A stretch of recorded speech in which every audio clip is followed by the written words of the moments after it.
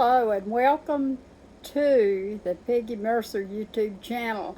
I've just posted a nice video a while ago, and this is the video that I've been talking to you about writing for children. Well, now you've heard me talking about the literary elements. I've talked about those this past year in a series of videos. We've talked about plot being the engine that drives the storybook for children, just like it does in a book for adults.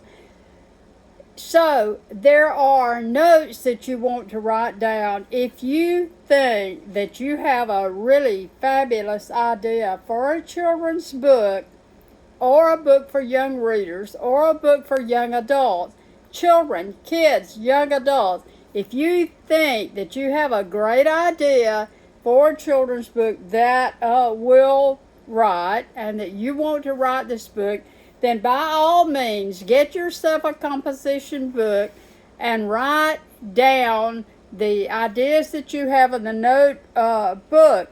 If you wake up at 2 or 3 o'clock in the morning with a great idea, if you don't get up and write that down, you won't remember it the next day. And that is why I tell everybody to keep a notebook by the bed, or keep a notebook in your purse when you go out to eat or down to the beach or something, because you are going to need to write down your great lines that come to you, or your great notes about your children's book. Keep a running list of everything that you want to remember to write down about this children's book. Now, it's not easy writing a children's book. I've said, because I have written books for adults and books for children and books for young readers. I've written chapter books and kind of all the different styles. I've done it all. And I can tell you that it is really difficult to write a children's book, not nearly as easy as you think it's going to be. So there are things you want to write down. One thing that I really want to talk about, and I had already said in the last video about writing, and the title of this YouTube series here is Writing for Love and Maybe Money. And that includes writing children's books. If you want to remember some things that I've already told you, and I will emphasize this again, because the truth of the matter is I can't talk about it enough. I can't emphasize this enough. If you're serious about becoming a children's author, then this is stuff that you really want to pay attention to. There are different styles and genres and categories of children's books, and we want to think about what some of those are. Now, some people describe it this way. They say that in children's writing, there's the concept book, of course. There's the predictable book. There's the narrative nonfiction, I call it, and then there's a book that's just for pure information, like some of the science books are. But you want to get it in your mind. You want to take lots of notes on the different types of children's books that there are. There's the board books, of course, for the little kids 0 in age to about 3, and these are the books that they carry around, and they learn to say the word book, and that's so exciting to me when a child starts loving books at that age, because if they do, then they're just going to love them. I told a mother the other day, the first thing that I would ever get for my children and put up in their room is a little bookcase. Now, don't get something that might fall over on them, but get them a little nice, like a wick or something that. And don't put real heavy books in it either. And what you might want to do is start them their own book collection. I have books that I collected all my life. I started both my sons' bookcase when they were little bitty kids. I still have some of the books from their bookcase, and I keep sending them now to my beautiful grandchildren in Colorado. Now, the different types of books. I mentioned the board book. The board book is mainly illustrations, and so if you're an artist, you may can get excited about board books because your art. You may be able to use some of your art. Most publishers do not need your or want your art. I have used art from great friends of mine on the covers of some of my coastal series set on the coast of Georgia. I used a painting by Regina Coffey, a great friend of mine who is also a great artist, and she has college degrees and stuff and is a teacher, so she's qualified to do this. And she had an oil painting that was done of a white bird flying over the marsh near Meridian, where we used to have a place down there. And now one of my best friends, Brenda, does own this bit of paradise. But you can see the birds flying. And Regina Coffey had done a picture of that. And the second book in that trilogy was The White Bird and Gold.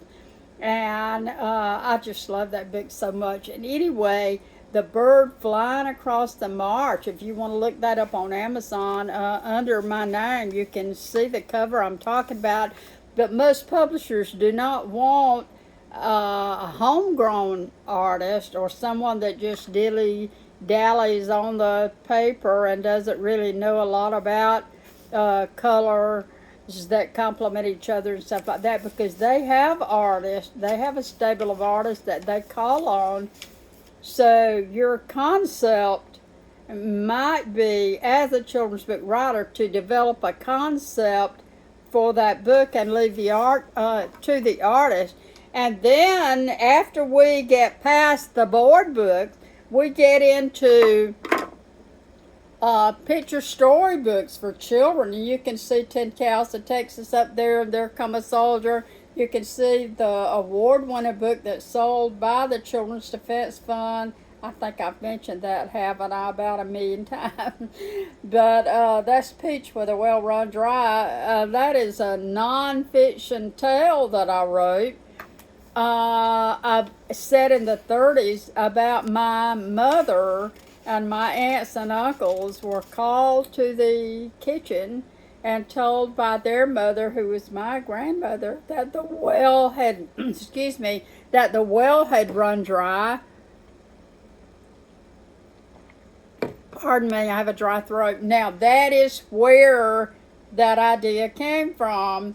My other books are all nonfiction this is based on a story my daddy told me about World War II. There Come a Soldier, beautiful children's storybook there. Now, we're talking about the different types of books, and we said board books, and then we said there was going to be picture storybooks.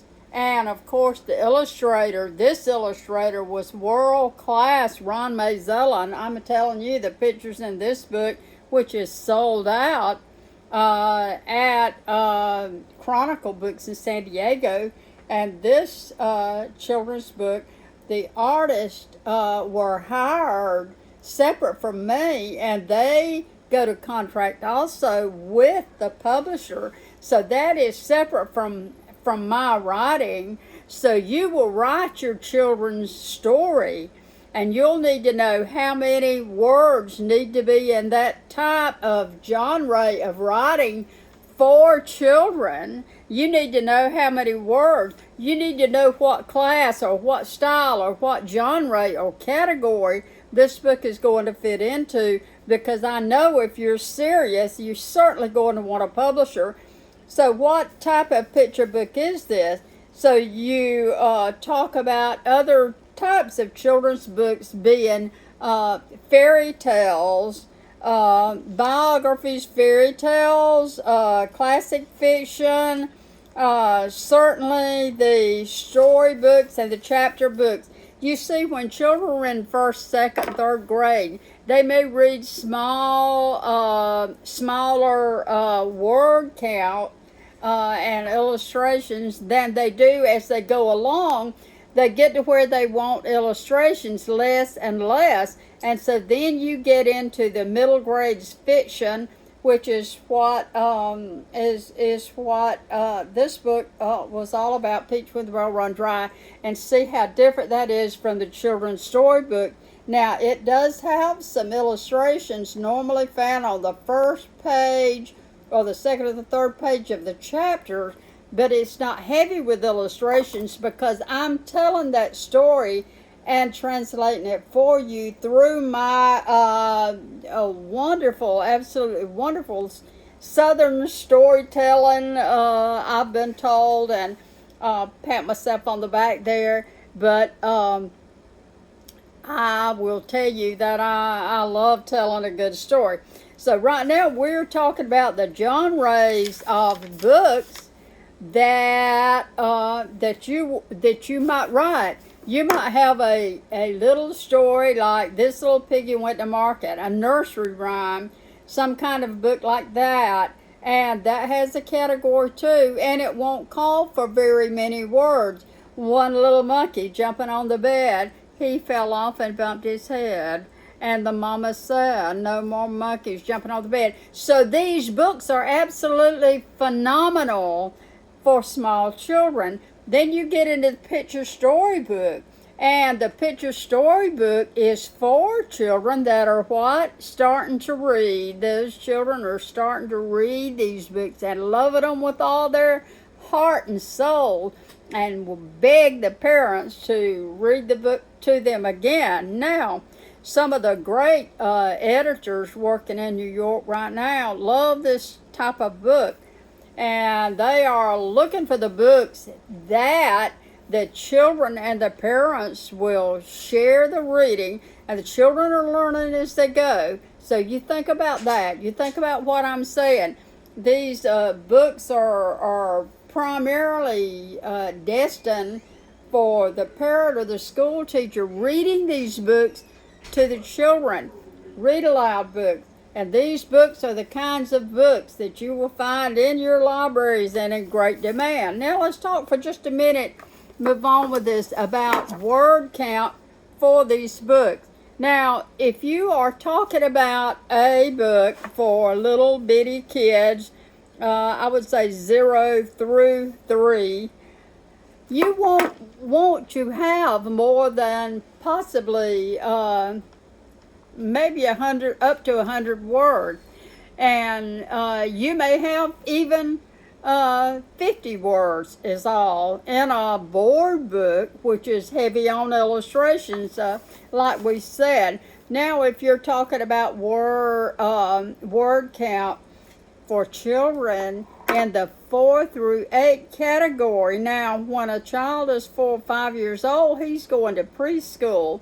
So most of the time these books are read to the child by the parent, or read to the child by the homeschool pod leader, or by the teacher, or by the parent, by the adult. So these are smaller books that are shared with the children and read aloud. These are books, these children love these books so much. As a former state certified professional librarian who worked as a children's librarian, and I did that for a long number of years, and I will tell you, my heart was definitely in the read aloud stuff. I absolutely love to see the children just overjoyed and excited about some of these books by Maurice Sendak, or by Dr. Seuss and stuff like that. Just some of the favorites that they want to read over and over again.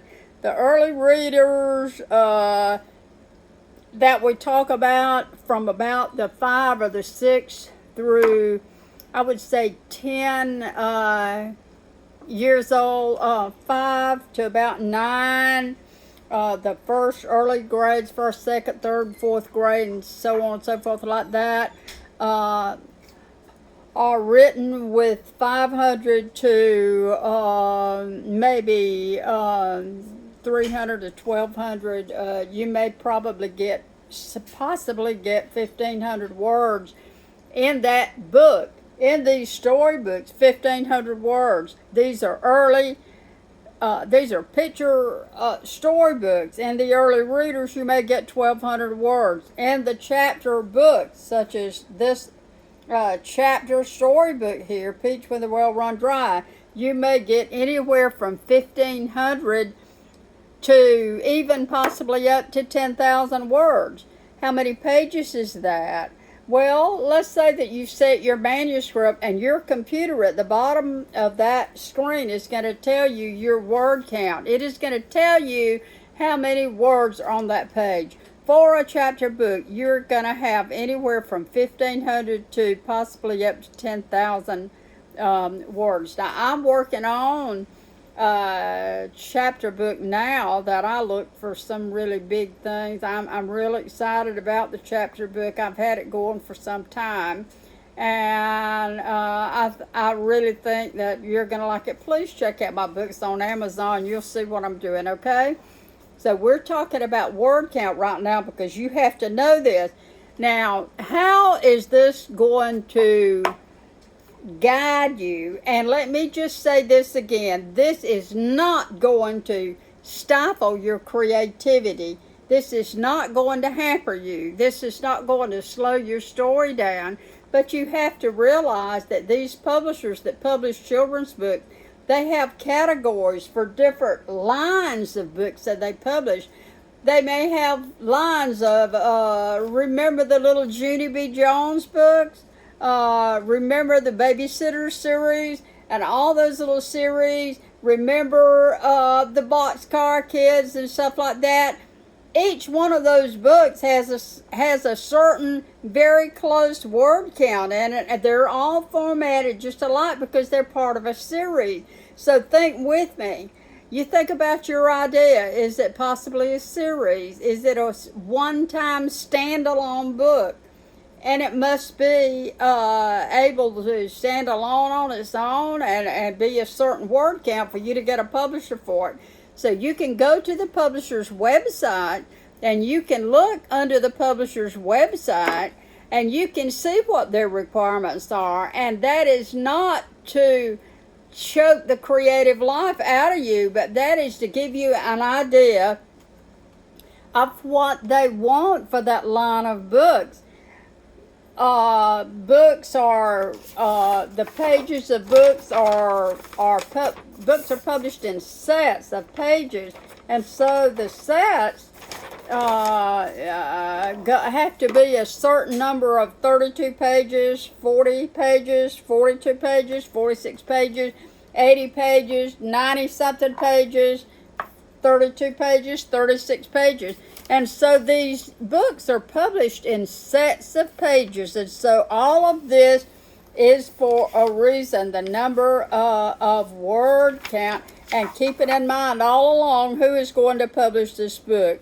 And during this book, like I said one time, who is going to be... Who are your characters going to be? Who's going to be in the book, okay? The smaller the child, the less number of characters you will want to have. The larger or the older the child gets, the more characters he can deal with. In some books for adults that I've read, there have been numerous characters.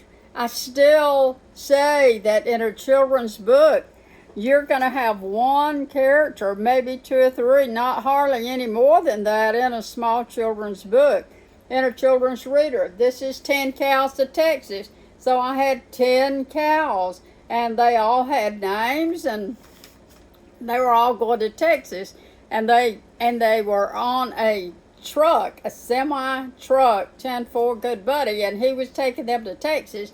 This is a story about one character with some other characters showing up on the fringes, but one main character, And that storybook was based on a story that my daddy told me. So what a wonderful achievement that was for me. Now, a study of children's books will kind of give you an idea of what the editors are looking for. Once a classic, always a classic. It may even be a book that gets banned, but it's still going to be a classic. And let me tell you, the children will tell you. The children will decide what the most popular books are going to be. Talking about the most popular books ever published, you will find that the children's storybook, The Little Prince, most popular selling single book for children of all time. I think, pretty sure that book sold 200 million copies before it was done. The Little Prince. The children still love it. What they loved about it then was The Little Prince. What they love about it now was how the Little Prince went around to the different planets and everything and dealt with love and loss and so on and so forth. They loved that book then and they love that book now. Once a classic, always a classic. Once a bestseller, always a bestseller. What makes a bestseller? That character that you write about has got to be that child's larger than life hero. He's got to be big in their mind. He's got to be bad. He's got to be wonderful. The scale for children is bigger.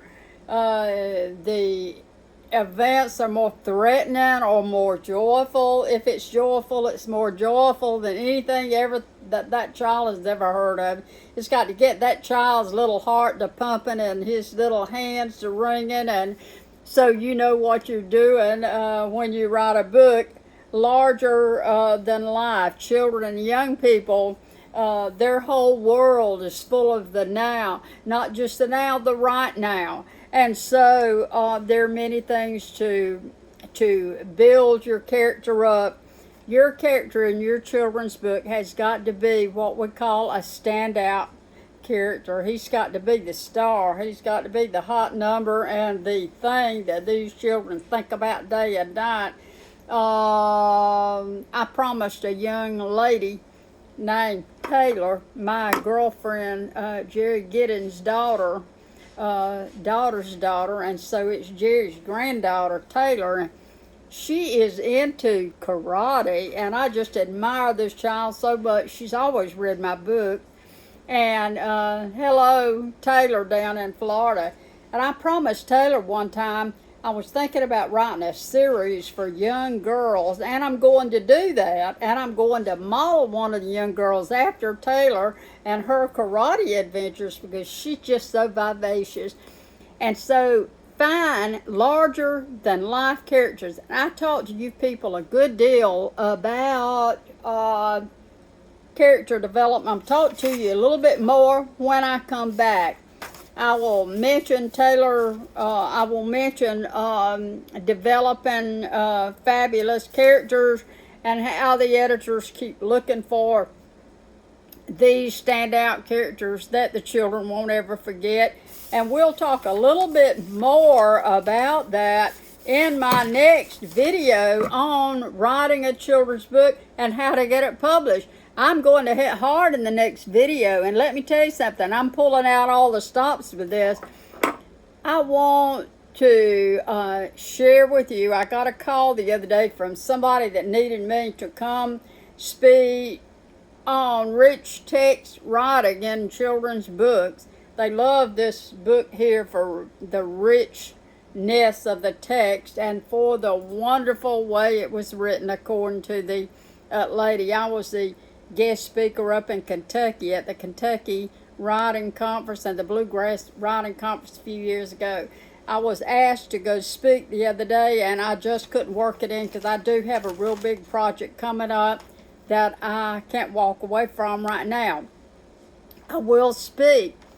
I will teach a class for you. You must message me and let me know when and where, and if I can work it in, I will. Take a miracle, but I can. So just let me know.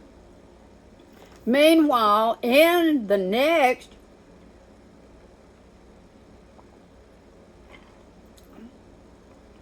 I love this cup. It was given to me by a student of mine. It says "Free Bird." That's another story about songwriting. But anyway, I will be back with another video, and I'm going to start back next week doing another video, so everything will be fresh. And I'm going to continue this writing for children. Everybody that I contact with wants to know how to get a publisher.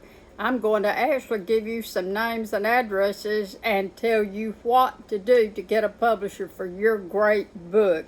Thank you for joining me, Peggy Mercer YouTube channel. Please get over there on the right-hand side of the page and click like.